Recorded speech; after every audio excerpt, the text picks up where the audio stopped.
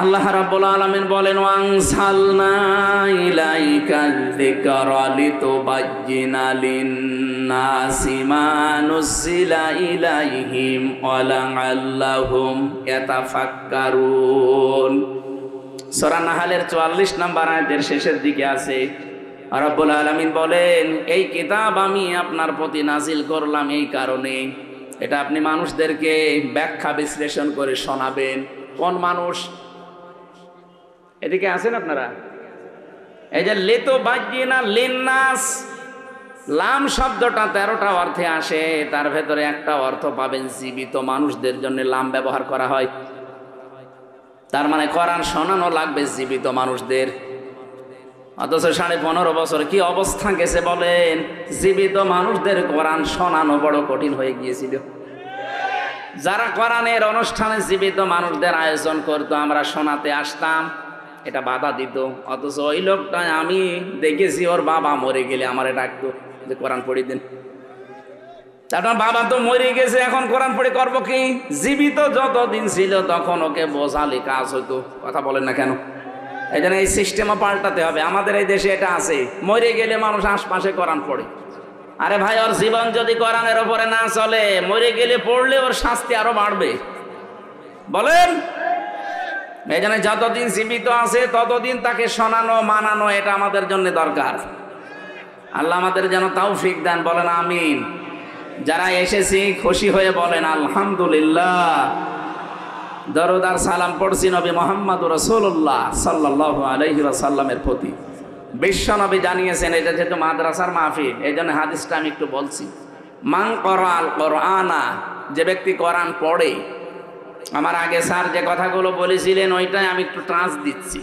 কোরআন পড়া বলতে কি বুঝি আমরা? 4টা শর্ত যদি আপনি মানতে পারেন তাহলে আপনার কোরআন পড়া হয়েছে। মান করাল কোরআনা, যে ব্যক্তি কোরআন পড়ে। এই শব্দের ব্যাখ্যা পেয়েছি আমি সূরা বাকারার 121 নম্বর আয়াতের ভেতরে। আল্লাহ রাব্বুল আলামিন বলেন, আল্লাযীনা আতাইনাহুমুল কিতাবা ইয়াতলুনাহু হাক্কা তিলাওয়াতি উলাইকা ইউমিনুনা বি। যাদেরকে আমি কিতাব দিয়েছি তারা এই কিতাবকে হক আদায় করে তেলাওয়াত করে। তাফসিরে ফি জিলালিল কোরআন সাইয়্যিদ কুতুব রাহমাতুল্লাহ আলাইহি উনি হাক্কা তিলাওয়াতের ব্যাখ্যায় দিয়েছেন 4টা বিষয়। যদি কেউ 4টা বিষয় সামনে রেখে পড়তে পারে, সে যেন কোরআন হক আদায় করে পড়ে আর সেই কোরআনে বিশ্বাসী। এলাকায় অন্য ধর্মের যারা আছে, হাত্তা ইয়াসমা কালাম আল্লাহি সুম্মা আবলিগহু মা'মানা। আল্লাহ তাআলা বলেন, হে নবী, অন্য ধর্মের যারা অমুসলিমরা যদি কোরআন শুনতে আসে নিরাপদে, তারা যেন শুনতে পারে এবং তারা যেন বাড়িতে যেতে পারে সেই ব্যবস্থাও আপনি করে দেবেন। সুতরাং অন্য ধর্মের কেউ যদি এসে থাকেন, আপনাদেরকে ওয়েলকাম জানাচ্ছি। 96% মুসলমানের এই দেশে আপনারা আমাদের আমানত। কান খাড়া করে পরিষ্কার করে একটা কথা শুনি, যতগুলো ষড়যন্ত্র আগস্টের 5 তারিখের পর থেকে হয়েছে, সবচাইতে সূক্ষ্ম ষড়যন্ত্র হচ্ছে সাম্প্রদায়িক সম্প্রীতি এই দেশে নেই এই কথার ধোয়া তোলা। এটা এখনো চলছে। যারা এখান থেকে চলে গেছেন তারা অন্য কিছু আর পাচ্ছে না, এইটা এখন পেয়েছে। এই জন্য এদেশের মুসলমানেরা যা দেখিয়েছে, বিশেষ করে ইসলামী আন্দোলন, একামতে দিনের যারা খাদেম কর্মী, এ মানুষগুলো অন্যান্য ধর্মের উপাসনালয় যেগুলো সেগুলো পাহারা পর্যন্ত দিয়েছে। এটা পৃথিবীতে দৃষ্টান্ত হয়ে আছে। আপনি মাইক্রোসফট, এটা খ্রিস্টানরা চালায়, এর রিপোর্ট দেখেন। 2024 সালের 5 আগস্টের পর থেকে সবচাইতে বেশি নিরাপদে আছে অন্য ধর্মের লোকেরা এই বাংলাদেশে। ওরা তো মুসলমান না, এই রিপোর্ট দিয়েছে খ্রিস্টানরা। ভয়েস অব আমেরিকা ওরাও রিপোর্ট দিয়েছে।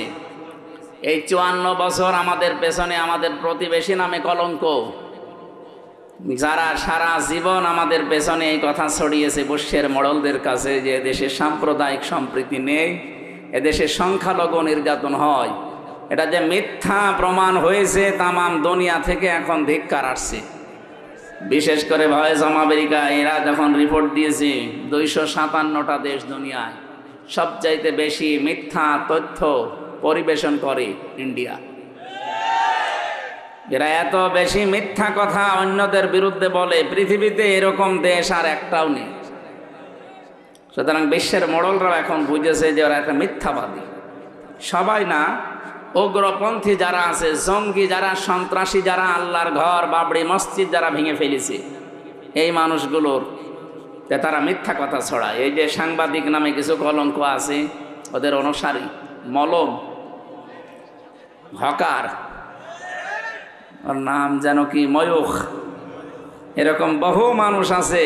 এই দেশ থেকে মানুষ চিকিৎসা নিতে যেত, তাদের পাসপোর্ট কেড়ে নিয়ে জিজ্ঞাসা করতো যে এই কথা আপনি বলেন যে আমার মেয়েকে রেপ করা হয়েছে, আমরা ওই দেশে পূজা পার্বণ করতে পারি না, এই জন্যই চলে এসেছি। কিন্তু মানুষের যাই হোক, ঈমান না থাকলেও বিবেক তো অন্তত আছে। পঞ্চগড় থেকে এবং মাগুরা থেকে 2 জন মহিলা গিয়েছিল কিছুদিন আগে। এই হকার নামে কলঙ্ক সাংবাদিক এরকম একজন পাসপোর্ট কেড়ে নিয়ে জিজ্ঞাসা করছে যে আপনি মিডিয়ার সামনে বলেন যে আপনার মেয়েকে রেপ করা হয়েছে, আপনার দেশে টিকতে পারেননি, এই জন্যই চলে এসেছেন। মেয়েটা পুরা উল্টিয়ে গেছে, কি বলেন আপনি? আমি এসেছি আমার মেয়ের হাতের চিকিৎসা করার জন্য। আর সবচাইতে বেশি আমরা নিরাপদে আছি বাংলাদেশে আগস্টের 5 তারিখের পর থেকে। পুরা উল্টিয়ে গেছে।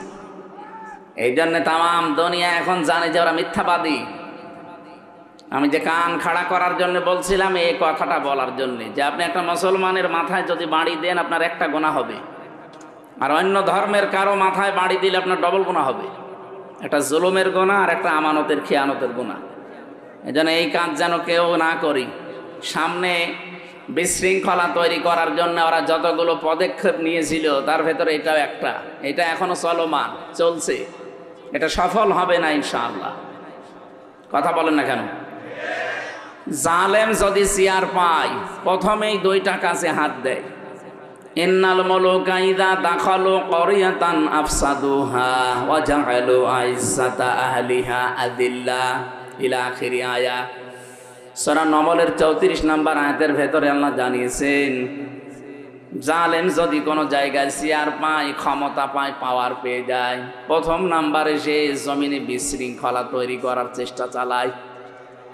বিশেষ করে 15.5 বছরে যেটা সবচাইতে বেশি হয়েছে।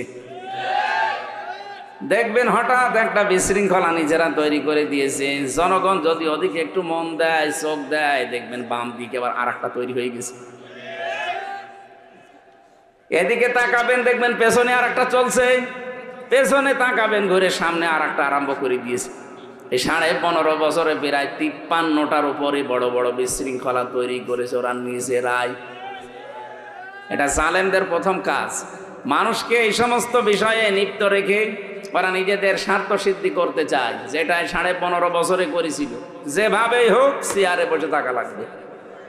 কিন্তু শেষ পর্যন্ত আর পারে নাই। স্যার বলছিল না যে আল্লাহ আবাবিল পাঠিয়েছিল, আসলেও 5 তারিখে হঠাৎ করে এত মানুষ আসলো কোত্থেকে? এর ভেতরে মনে হয় ফেরেশতা ছিল।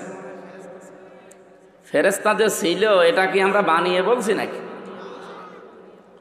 আল্লাহ রাব্বুল আলামিন বলেন, হাত্তা ইযা ফারিহু বিমা উতু আখাযনাহুম বাগতাতান ফাইযা হুম মুবলিসুন। সূরা আনআম 7 নম্বর পারার 12 নম্বর পৃষ্ঠা 2 নম্বর লাইনে 44 নম্বর আয়াতের শেষের দিকে আছে।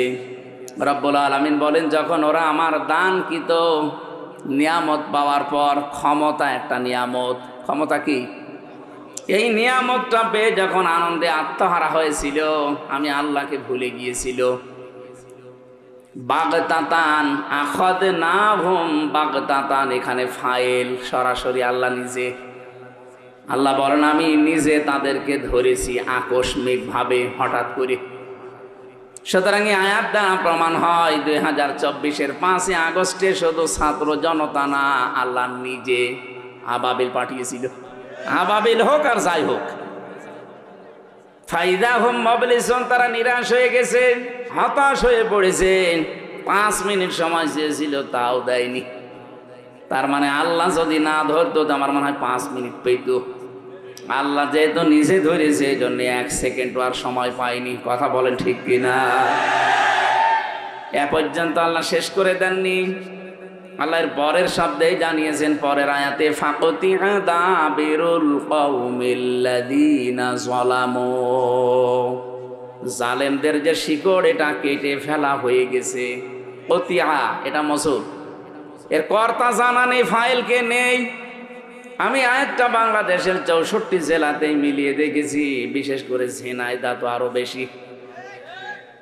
সূরা নমলে আয়াতের ব্যাখ্যা করা আছে 52 নম্বর আয়াতে, ফাতিলকা বুয়ুতুহুম খাবিয়াতাম বিমা যালামু।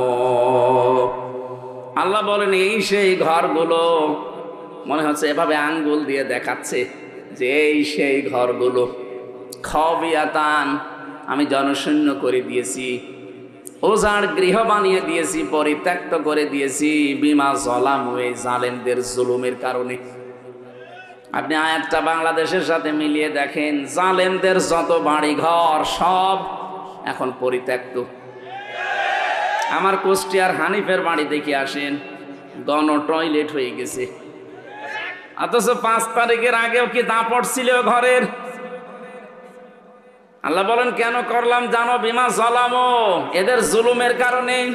কারণ যেখানে জুলুম করা হয়, অত্যাচার করা হয়, ওই জায়গাটা পর্যন্ত আল্লাহ অভিশপ্ত বানিয়ে দেয়। আর ঝিনাইদহ তো আপনি দেখেছেন, উলঙ্গ করে টাঙিয়ে রেখেছিল 4 রাস্তার মোড়ে না 5 রাস্তার মোড়ে। ওর বাড়ি ঘরের অবস্থা তাহলে বলেন আল্লাহ কি করেছে? হিরণ চেয়ারম্যান কি অবস্থা দেখেছিলাম ওই সময়, তাহলে ওর নিজেরই যদি শরীরের ওপরে এই যায়, তোর বাড়ির ওপরে কি গেছে? কুষ্টিয়ার হানিফের বাড়ির টয়লেট পর্যন্ত মানুষ, প্যান ছিল প্যানও খুলে নিয়ে চলে গেছে। এটার বাস্তবতা আছে। আমি 16 সালে একবার হজে যাবার পরে কাবা ঘর তাওয়াফ করে দেখলে উপরে একটু দেখি ঘুরি, হঠাৎ দেখি আমার পেটে ব্যথা। এক পুলিশকে ডাক দিয়ে বললাম, ইয়া আখি তাল, এদিকে আসেন ভাই। ওর ভাষা দিয়ে আমার জিজ্ঞাসা করছে, আমি বললাম এখানে আমার পেটে ব্যথা করছে, ফার্মেসি কোথায় একটু বলে দিন। উনি আমার ফার্মেসি না দেখিয়ে বলছে, ইয়া হাজিউল হুজ্জাত আইনা বিলাদুকা, হাজি দেশ কোথায়? জি তুমি বাংলাদেশ। বাংলাদেশ থেকে এসেছি। এবার ওর ভাষা দিয়ে আমার বোঝাচ্ছে, হাজি আপনি জানেন না এটা কোন জায়গা? না তো। আবু জাহেলের বাড়ি। আপনি এখনো পায়খানা না করে দাঁড়িয়ে আছেন, তাড়াতাড়ি করেন। পায়খানা করে দেখি আমার পেটের ব্যথা ভালো হয়ে গেছে। মানে আল্লাহ যেন আমারে বোঝাতে চায়, হামজা এত কষ্ট করি, এত টাকা খরচ করি, আসলে 6500 কিলোমিটার দূর, আর শয়তানের বাড়ি পায়খানা না করে চলে যাবা, তাড়াতাড়ি করো। আমার তো মনে হচ্ছে সারা বাংলাদেশে জালেমদের বাড়িগুলো ঠিক এখন ওই রকম অবস্থা হয়ে গেছে। আপনি আজকেও সকালের পত্রিকা দেখেছেন, ঢাকার ওই বাড়িটা এত আবেগের জায়গা, অনেকের সোমা খেত যেয়ে, অথচ সে বাড়িটা এখন দেখেন গণ টয়লেট। আজকে ছবি দেখলাম 4-5 জন করে দেখলাম, এদিকে এদিকে এদিকে, মনে হচ্ছে যে জামাতবদ্ধ টয়লেট চলছে। এটা আল্লাহ এমনি করেনি, জালেমদের জুলুমের কারণে করেছে। কথা বলে না কেন? বলেন তো এখানে শিক্ষাটা কি? এ পর্যন্ত ছিল জালেমদের, এর পরেরটা আমাদের জন্য। সূরা নমল 52 নম্বর আয়াতের শেষের দিকে পাবেন, ইন্না ফি যালিকা লায়াতাল লিকাউমিন ইয়ালামুন। এখানে মাঝখানের লামে তাকিদ আছে। আল্লাহ যেন গ্যারান্টি দিয়ে বলতে চায়, অবশ্যই এর ভেতরে শিক্ষা আছে যারা জ্ঞানী তাদের জন্যে। তাহলে আমরা যারা জ্ঞানী মানুষ দাবি করি, আমাদের শিক্ষা কি? জালেমদের এত বড় শিকড় যদি আল্লাহ কেটে ফেলতে পারে, একেবারে সমূলে উপড়িয়ে ফেলতে পারে। আপনি জানেন জালেমদের শিকড় কত নিচে ছিল? ইউনিয়নের দারোয়ান থেকে শুরু করে সংসদ পর্যন্ত প্রত্যেক জায়গায় জালেমদের লোক সব সেট করা ছিল।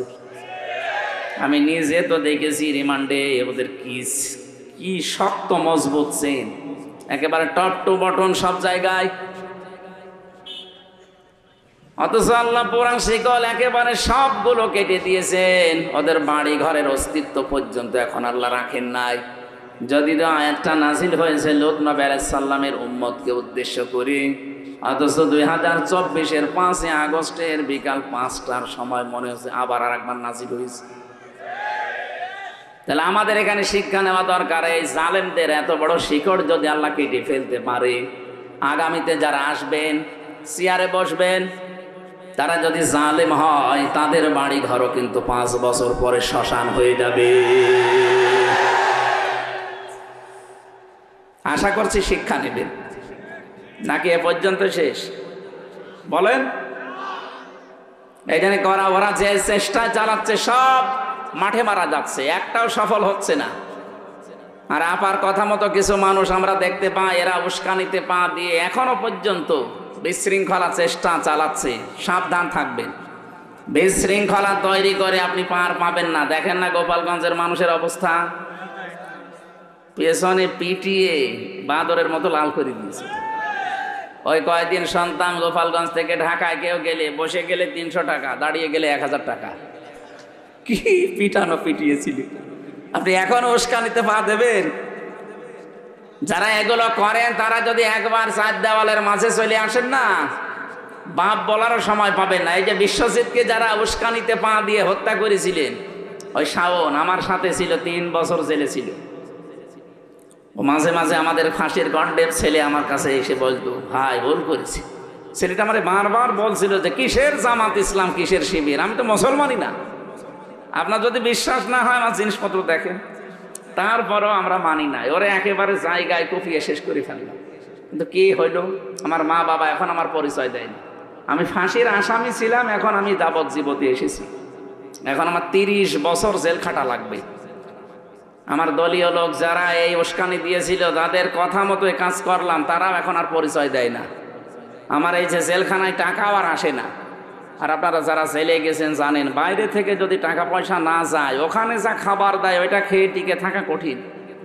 কথা বুঝতেছেন? এই জন্য উনি আমারে বলছিল, বাইরে যদি যেতে পারেন আপনারা তো বাইরে যাবেন, যদি যেতে পারেন তো মানুষকে সতর্ক করে দিয়ে যে আমার মতো কেউ যেন ভুল না করে। এরকম উস্কানিতে পা দিয়ে যদি আমার মতো একবার 4 দেওয়ালের মাঝে আটকা পড়ে যায়, ওর দুনিয়াও শেষ, আখেরাতও শেষ। কোনো বাবা তখন আর কুল দেবে না। এই জন্য যেহেতু আপনার বাবা এখন আর নেইও, আগে যাইতো একটা ছিল, সে বাবাও নেই, এখন সব ফেরেস্তা হয়ে গেছে। ফেরেস্তা যেমন দেখা যায় না, ও বাবাদেরকেও দেখা যাচ্ছে না। এই জন্য কারো উস্কানিতে আমরা যেন পা না দেই। বিশৃঙ্খলা তৈরি করার চেষ্টা করা, আল্লাহ বলেন 2 নম্বরে জালেমদের কাজ হবে, তারা সম্মানিত মানুষদের অসম্মান করবে।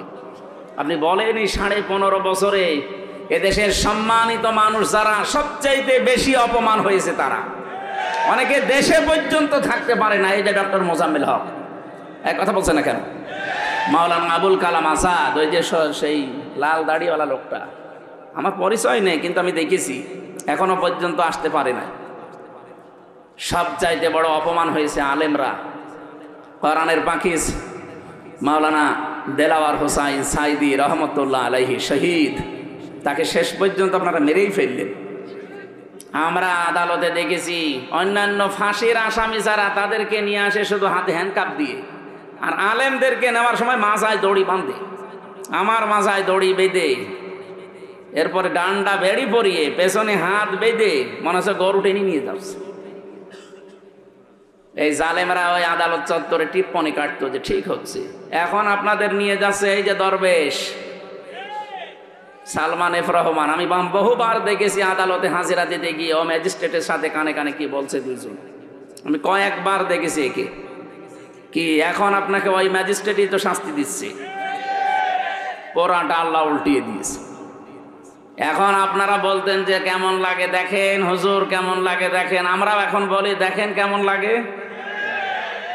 এই যে গমচোর একটা ছিল, গমচোর টাক, তারে 4 তলায় নিয়ে গেছে, 2 তলায় তোলার কথা ছিল, 4 তলায় নিয়ে গেছে। এই জন্য পুলিশকে গরম দিচ্ছে, এত ইতরামি করো আমার সাথে।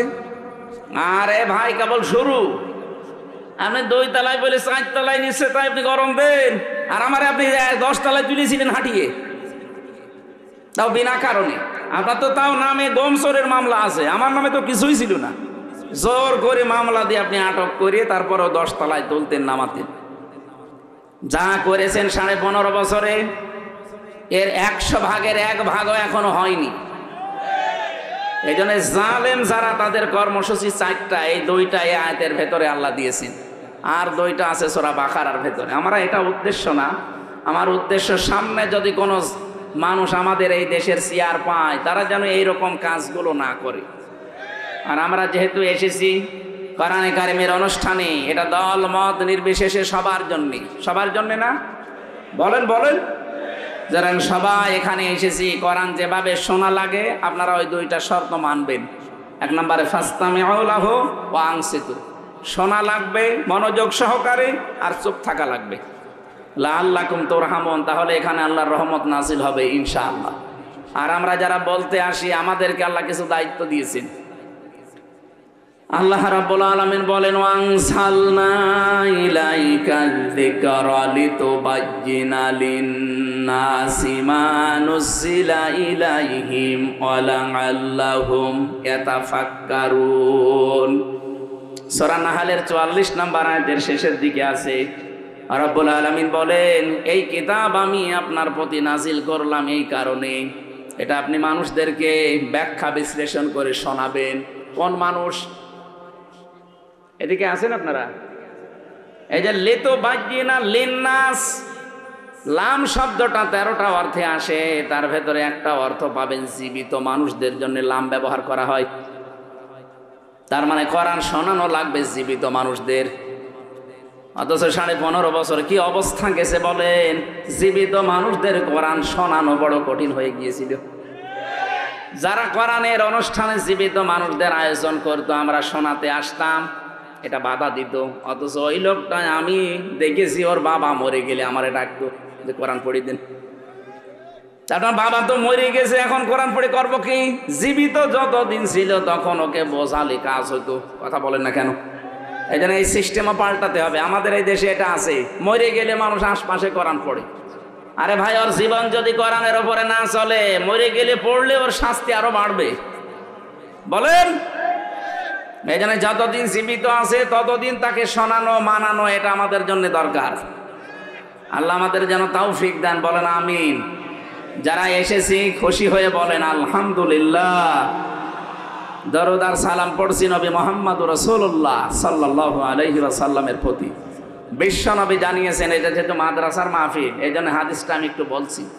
মান করাল কোরআনা, যে ব্যক্তি কোরআন পড়ে। আমার আগে স্যার যে কথাগুলো বলেছিলেন ওইটাই আমি একটু ট্রান্স দিচ্ছি। কোরআন পড়া বলতে কি বুঝি আমরা? 4টা শর্ত যদি আপনি মানতে পারেন, তাহলে আপনার কোরআন পড়া হয়েছে। মান করাল কোরআনা, যে ব্যক্তি কোরআন পড়ে। এই শব্দের ব্যাখ্যা পেয়েছি আমি সূরা বাকারার 121 নম্বর আয়াতের ভেতরে। আল্লাহ রাব্বুল আলামিন বলেন, আল্লাযীনা আতাইনাহুমুল কিতাবা ইয়াতলুনাহু হাক্কা তিলাওয়াতি উলাইকা ইউমিনুনা বি। যাদেরকে আমি কিতাব দিয়েছি তারা এই কিতাবকে হক আদায় করে তেলাওয়াত করে। তাফসিরে ফি জিলালিল কোরআন সাজ্জাদ কুতুব রহমাতুল্লাহ আলাইহি উনি হাক্কা তিলাওয়াতের ব্যাখ্যায় দিয়েছেন 4টা বিষয়। যদি কেউ 4টা বিষয় সামনে রেখে পড়তে পারে, সে যেন কোরআন হক আদায় করে পড়ে, আর সেই কোরআনে বিশ্বাসী। এখানে যারা আমরা আছি দেখেন তো আমাদের হয় কিনা। 1 নম্বরে পড়া লাগবে শুদ্ধ করে, আর এই জন্যই মাদ্রাসা। কি কথা বলে না কেন? মাদ্রাসাটা দিয়েছে তো কোরআন শুদ্ধ করে পড়ার জন্যে। তার মানে 1 নম্বর শর্ত এখান থেকে পাওয়া যাচ্ছে। 2 নম্বরে শর্ত হচ্ছে শুধু শুদ্ধ করে পড়লে হবে না, এটা বুঝতে হবে। আর এইটা সিস্টেম এখানে আছে, এখানে নেই এটা। হ্যাঁ, কতগুলো মিডিয়ামে পড়াচ্ছে। শুধু আপনি কোরআন এক ভাষায় না, কয়েক ভাষায় বুঝতে পারবেন। 3 নম্বরে শুধু বুঝলেই হবে না, এটা মানতে হবে। থেকেই দেওয়া হয়, শুধু মানলেই হবে না। 4 নম্বরে এটা মানুষ যেন মানে, সেই পরিবেশ তৈরি করে দিতে হবে। এই জন্য হাদিসের 2য় শব্দটা মান করাল কোরআনা ফাস্তাজহারাহু, যে ব্যক্তি কোরআন পড়ে আর কোরআনকে ইজহার করার চেষ্টা চালায়। এজহার মানে, আমি এজহারের যতগুলো অর্থ পেয়েছি, এজহার মানে স্পষ্ট করা, এজহার মানে দাঁড় করানো, এজহার মানে কায়েম করা, এজহার মানে বিজয় করা।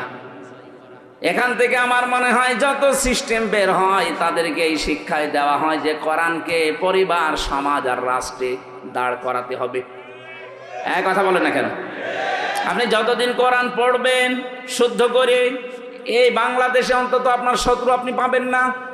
যতদিন বুঝবেন কোন শত্রু আপনার নেই, আপনি দেখবেন নেই, যতদিন আপনি নিজে কম বেশি মানবেন আপনার শত্রু পাবেন না। যেই বলবেন না আমি এটা মানাতে চাই, তখনই আপনার পেছনে লেগে যাবে। এই যে আহমেদ শফি, হেফাজত ইসলামের আমির, সাবেক আমির, ইন্তেকাল করেছে লোকটা, আল্লাহ রাব্বুল আলামিন তাকে যেন মাফ করে দেন। বলেন এই লোকটা যতদিন কোরআন পড়েছে সারা বাংলাদেশে কোনো শত্রু ছিল তার?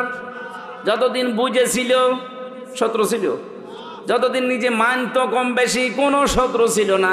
যখনই বলেছে না এটা আমি মানুষকে মানাতে চাই, কোরআনে আছে ওয়াল্লাযীনা লা ইউযুনা রাসূলাল্লাহি লাহুম আযাবুন আলীম, রাসূলকে যারা কষ্ট দিচ্ছে এবং দেবে তাদের জন্য যন্ত্রণাদায়ক শাস্তি আল্লাহ রেডি করে রেখেছে। উনি যখন এই দফাটা সামনে দিলেন যে রাসূলুল্লাহকে অন্তত কেউ যেন কষ্ট দিতে না পারে, এই আইনটা আমরা চাই, তখনই শাপলা চত্বর কায়েম করে দিয়েছে। শুধু এতটুকুই না, তার নাম পর্যন্ত জালেমরা পাল্টিয়ে দিয়েছে। তার নাম দিয়েছে তেতুল হুজুর। ওনার নাম কি তেতুল হুজুর ছিল? আপনি কথা বলছেন? আল্লামা সাইদি রহমতুল্লাহ আলাইহি ওনাকে জেলখানায় এই 13টা বছরে জালেমরা বহুবার অফার দিয়েছিল যে আপনি কোরআন শুদ্ধ করে পড়েন। আপনি বলছেন আপনি দরকার হয় নিজে রাজনৈতিক একটা দল আলাদা করে অথবা একটা দরবার আলাদা খুলে আপনি মুরিদ বানান, যা লাগে আমরা আছি, কিন্তু কোরআন মানুষ মানে মানুক, না মানে না মানুক, ওইটাই আপনার যাবার দরকার নেই। উনি মানেননি, এই জন্য শেষ পর্যন্ত মেরে ফেলেছে। তাহলে এখান থেকে বুঝলাম কি, কোরআন শুধু পড়লেই হচ্ছে না, এটাকে এজহার করার চেষ্টা চালাতে হবে।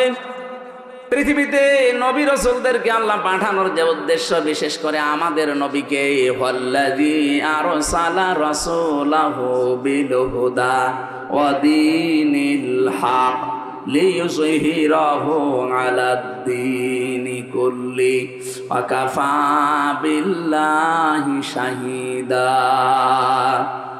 এরকম 3 জায়গায় আল্লাহ একই আয়াত দিয়ে জানাতে চেয়েছেন তিনি সে আল্লাহ যিনি তার রাসূলকে সত্য দিন বিধান এই দুনিয়ায় দিয়ে পাঠিয়েছেন। একটাই উদ্দেশ্য, লিইয়ুযহিরাহু আলাদ-দীনি কুল্লি, তিনি যেন এজহার করে।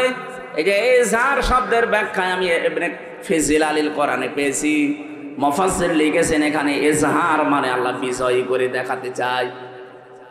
যেহেতু আল্লাহ নিজে চাচ্ছেন তিনি বিজয়ী করতে, ওরা যতই চাচ্ছে না এটা আমরা বিজয়ী হতে দেব না, আল্লাহর সিদ্ধান্তের বাইরে আপনি পারবেন। ইউরিদুনা আইয়ুতফিউ নূরাল্লাহি বিআফওয়াহিহিম ওয়া ইয়াবাল্লাহু ইল্লা আইয়ুতিম্মা নূরাহু ওয়ালাউ কারিহাল কাফিরুন। ওরা চায় মুখের ফু দিয়ে আল্লাহর এই বাণীকে লিভিয়ে দেবে। আল্লাহ বলেন না, আমার একটা সিদ্ধান্ত আছে, আমি আল্লাহ আমার এই নূরকে পরিপূর্ণতায় রূপ দেবই। বলেন তো এই সিদ্ধান্ত নিচ্ছে কে? আরো জোরে বলেন। এই জন্য আমাদের কোনো চিন্তা নেই, আমরা এই কোরআনের মালিকও না। কি কোরআনের মালিক আমরা? এমনকি জমিনেরও মালিক না, আমরা তো খাদেম। কি আমরা এই কোরআনের খাদেম না? আমরা চেষ্টা করে যাচ্ছি এ কোরআনে কারিমকে তার জায়গা মতো পৌঁছিয়ে দেওয়ার চেষ্টা করতে করতে জীবনের শেষ দিন পর্যন্ত চালাবো। হলে ভালো, না হলে আমাদের কোনো লস নেই, কারণ আমাদের জন্য নির্ধারিত বেতন আছে। আরো আসতে বলেন।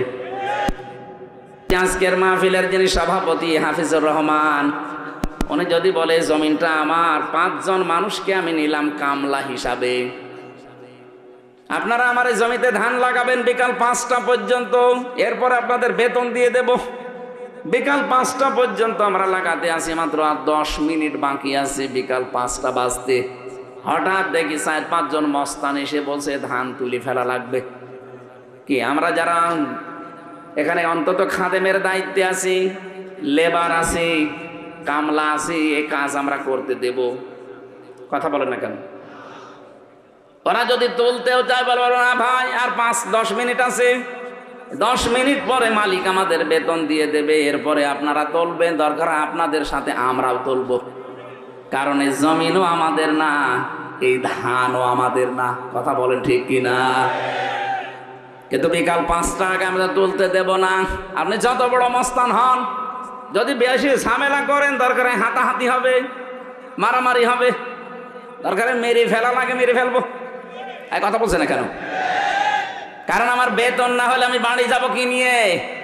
ওরা সব ভোকা ফাঁকা আছে বাড়িতে, ওদেরকে খাবার দিয়ে যে বেতন লাগবে, এটা যেমন সহজে বুঝেছেন, আল্লাহর কসম এই জমিনের মালিক আল্লাহ, আমরা শুধু খাদিম, আমরা কামলা। চেষ্টা চালিয়ে যাচ্ছি এটাকে তার জায়গা মতো পৌঁছিয়ে দেওয়ার জন্য বিভিন্ন কায়দায়। যদি হয় ভালো, বিকাল 5টা মানে জীবনের শেষ দিন, জীবনের শেষ দিন পর্যন্ত চেষ্টা চালাবো। এর আগে যদি কেউ এটা কায়েমে বাধা দেয়, এটা পড়ায় বাধা দেয়, এটা বোঝায় বাধা দেয়, তাহলে হয়তো হাতাহাতি হবে, তার সাথে কথা কাটাকাটি হবে, মারামারি হবে, দরকার মেরে ফেলতে হলে মেরেও ফেলবো। এরপরেও আমার বেতন লাগবে। বেতন পাবো কয়টায়? 5টায়। বলেন বলেন। কারণ বেতন না পেলে আমার বিশাল জীবন সামনে পড়ে আছে, এই জীবন আমি পাড়ি দেব কি করে? আমার বেতনই যদি না হয়, বাড়িতে যেমন যেতে পারবো না, বেতন না পেলে আমার জীবনও চলবে না। কথা বলেন ঠিক কিনা? এখন এর পরেও যদি মস্তানরা তুলে ফেলে ধান, ও ঝিনাইদা বাঁশি ভালো করে শোনেন, এরপরেও যদি মস্তানরা বলে না এই যে অস্ত্র দেখছেন এক্ষুনি তুলে ফেলা লাগবে, তুলে ফেলতেছে, আমরা আর পারলাম না বাধা দিয়ে। এখন যিনি মালিক হাফিজুর রহমান, উনি যদি দেখে যে মস্তানরা 10 মিনিট আগে সব তুলে ফেলেছে, ওনার জমিন, ওনার ধান, আমাদের চাইতে ওনার একটু কষ্ট বেশি লাগার কথা না? এই কথা বলেন না কেন? ওনার কষ্ট বেশি মানে ওনার ধান লস, ওনার বেতন তো অলরেডি দেওয়া লাগবে, কারণ আমরা প্রায় কাজ করে ফেলেছি। এরপরেও যদি উনি কিছু না বলে, বুঝতে হবে উনি দুর্বল, এই জন্য কিছু বলছে না। না না, উনি যদি এখন সামনাসামনি কিছু না বলে, আপনি ভেবে নিতে পারেন উনি গোপনে এমন কিছু করবে যে মস্তানরা শ্বাস ফেলারও সময় পাবে না। সেই কাজ কৌশল ওনার আছে, না তো এত জমিনের, এত বড় জমিনের মালিক হতে পারতো না। এখানে 1 কাঠা জমিনের দাম 50 লাখ, সেখানে 1 বিঘা জমিনে ধান লাগাচ্ছে, বুঝতে হবে ওনার পেছনে অনেক কিছু আছে। কথা বোঝেন? তাহলে উনি যদি এখন সামনাসামনি মস্তানদের কিছু না বলে, বুঝে নিতে হবে যে ওর গোপনে কোনো কিছু আছে। এই জমিনে 54 বছর আবু বকর সিদ্দিকের মতো মানুষেরা চেষ্টা চালিয়ে যাচ্ছে জমিনে কামলা হিসাবে, কোরআনের খাদেম হিসাবে এটা এজহার করার জন্যে।